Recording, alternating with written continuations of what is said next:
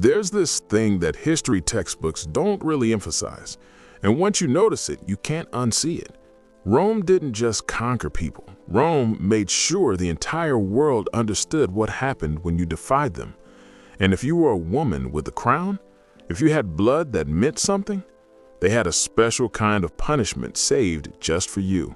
I'm talking about something that happened to the daughters and sisters of defeated kings and queens, something that was arguably worse than death, because death ends. But what Rome did to these women, it was designed to last forever. Let me start with someone specific, Cleopatra Selene. You might know her mother, the famous Cleopatra VII, the one with Mark Antony. But her daughter Selene was something different. She was born into a world of power, luxury, everything. And then, in one moment, it all collapsed. Her mother was dead. Egypt was gone. Rome had won, and Octavian, who would become Augustus, the first emperor, was standing over everything. Here's where it gets interesting. Octavian could have killed her. She was young, maybe just a teenager, the daughter of Rome's enemies. Execution would have been clean, final, problem solved. But he didn't. Instead, he did something that made her death look merciful in comparison. He paraded her through Rome in chains. Think about that for a second. Imagine being 17, 18 years old. Your entire family is gone. Your country doesn't exist anymore. And now you're being dragged through the capital of the empire that just destroyed everything you were, in front of thousands of people, displayed like a trophy, like proof that Rome was so powerful that even royalty meant nothing. But that was just the beginning. The thing about Rome is that they understood something crucial about power.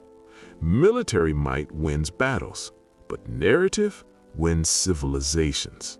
If Octavian executed Cleopatra Selene, she becomes a martyr.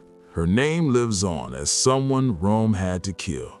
But if he kept her alive, humiliated, controlled, dependent on Rome's mercy, now she's proof that resistance is pointless. She's living proof that even the children of enemies become property of the empire. So that's what he did. After the parade, after the public humiliation, he brought her into his house. He had her marry one of his clients, a man chosen by Rome, not by her. He literally controlled her reproduction, her marriage, her entire future. She had no say, she had no choice, and everyone in the empire knew it. She lived for decades like this, alive but not really living, existing as a permanent reminder of Rome's power. Her children would be half Roman, diluting her bloodline, her dynasty, her legacy, everything her mother had fought for. It all became absorbed into Rome's machinery. She wasn't destroyed. She was recycled. And the genius of this, if you can call it that, was that it worked. It broke something in her that execution never could have broken. There's another one, Arsinoe IV, sister of Cleopatra Selene. And unlike her sister, Arsinoe actually challenged Rome directly. She tried to claim Egypt's throne after her sister died. She had support. People actually wanted her. She was a threat in a way that a defeated princess normally isn't. So Octavian brought her to Rome too, paraded her, same as Cleopatra Selene, same humiliation, same public display. And then he kept her in what they called protective custody, which really meant imprisonment. Not a dungeon, she wasn't tortured, but she was confined, watched, controlled. The most dangerous thing about Arsinoe wasn't her army or her allies. It was that people believed in her. So Rome kept her alive just long enough to make sure everyone forgot she existed. Eventually, years later, they executed her. But by that point, did it matter? She'd already been erased.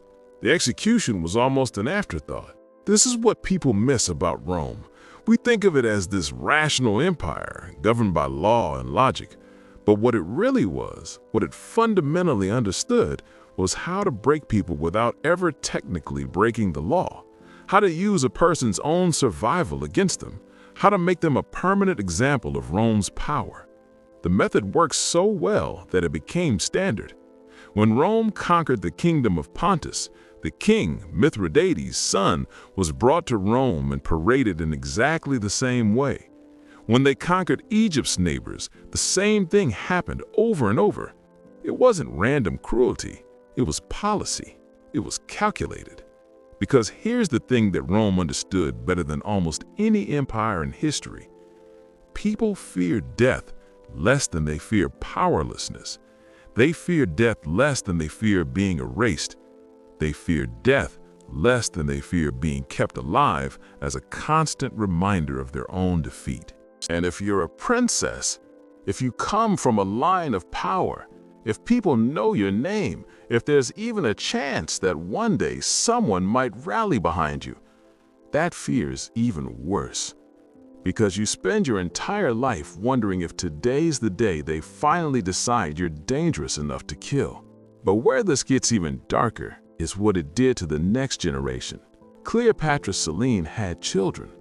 Children who weren't quite Egyptian, weren't quite Roman, but fully under Rome's control. She couldn't teach them about their heritage. She couldn't tell them the truth about their family. She had to teach them to be Roman, to forget Egypt, to accept their place in the empire. And that's how you kill a culture without ever officially destroying it. You let it die in the homes of the people who should have kept it alive. That's the part that haunted me when I learned about it.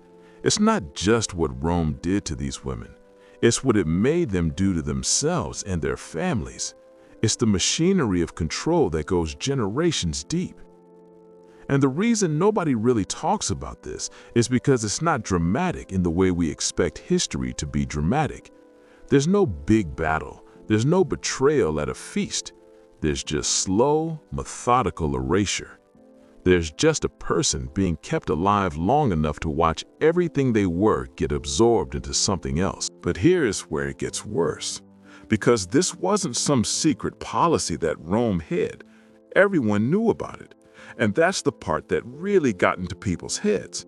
If you defied Rome, if you had power that Rome wanted to control, this was what you could expect. Not a quick death.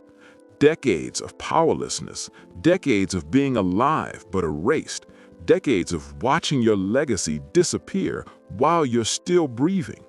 So what happened to the ones who tried to resist even that? What happened when a princess decided that humiliation wasn't something she'd accept, even if it meant risking death? There's a pattern in history where the most powerful acts of resistance look like nothing at all. They're not dramatic, they're not obviously rebellious, but they're the ones that actually terrified Rome. Because the thing Rome discovered is that you can parade someone and humiliate them, but you can't make them forget who they are. Not really. And Cleopatra Selene did something that most princesses in her position didn't do. She resisted in the only way she could. She refused to disappear. Even though she was forced into a marriage arranged by Rome, even though she was under constant watch, even though she had no political power whatsoever, she did something subtle but extraordinary. She kept her Egyptian identity alive. In her house, in her private life, she maintained Egyptian traditions.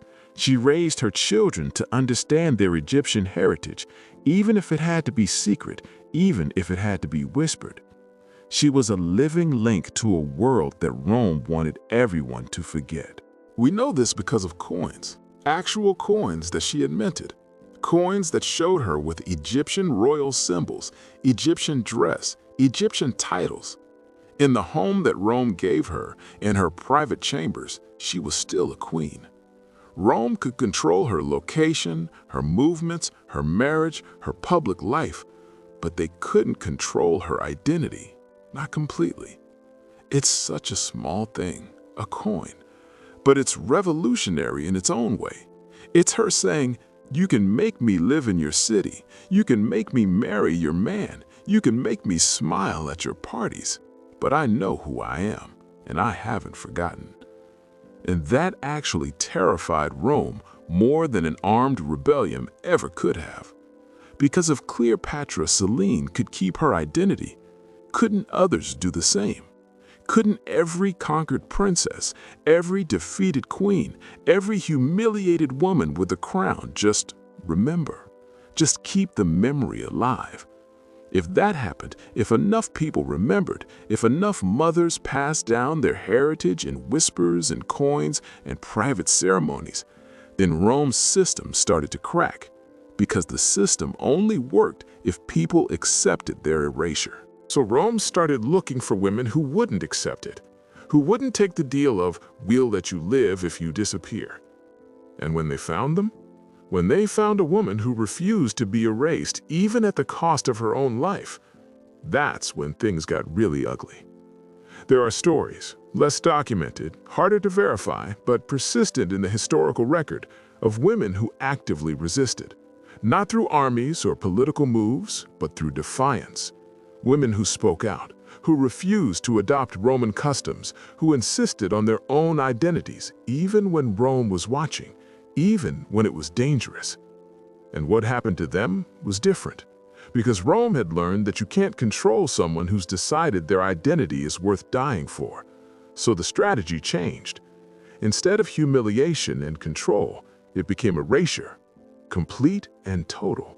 Not just removing them from power, but removing them from history, making sure that no one even remembered they existed. Because that's actually the worst punishment Rome could imagine for a princess. Not death, not humiliation, it's being forgotten. It's the idea that someday there will be no one left who knows your name, no coins with your face, no records of what you believed, no proof that you ever mattered at all. And this is where it gets philosophically dark, because Rome essentially created a choice for these women: accept degradation and stay alive in history, or refuse it and be erased entirely. Either way, you lose. Either way, Rome wins. You can be remembered as humiliated or forgotten entirely. Those were the options.